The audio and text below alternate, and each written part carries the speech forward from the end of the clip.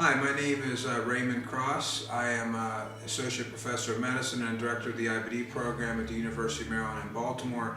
I wanted to tell you about an upcoming special clinical symposia at Digestive Diseases Week called Multidisciplinary Management of Complicated Crohn's Disease, which will be held May 21st.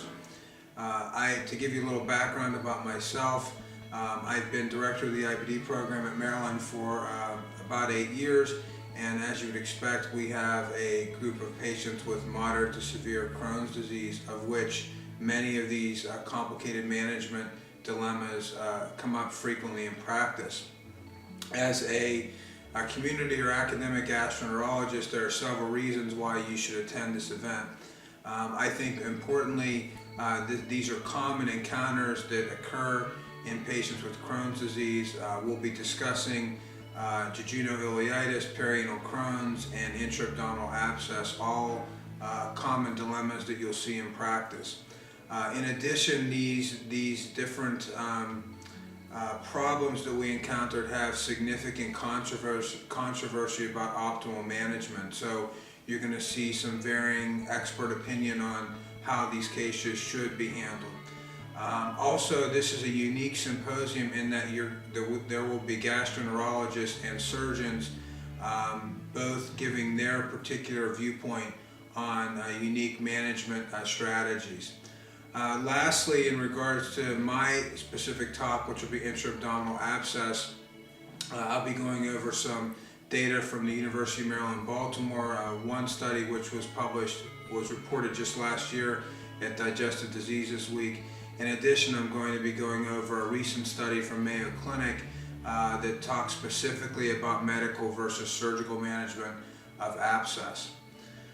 Our group has had particular interest in management of complicated Crohn's disease. In 2009, we published a study in inflammatory bowel diseases looking at our experience with 53 patients with complicated Crohn's. We found that with multi-modality medical management, we were able to improve over 50% of patients in anywhere from 30 days to 6 months, but over the course of 1 year, about 2/3 of those patients ended up needing an operative intervention. That study was very important as it significantly changed our practice. We also found during that study that some of our patients treated with anti-TNF therapy were more likely to have post-operative complications.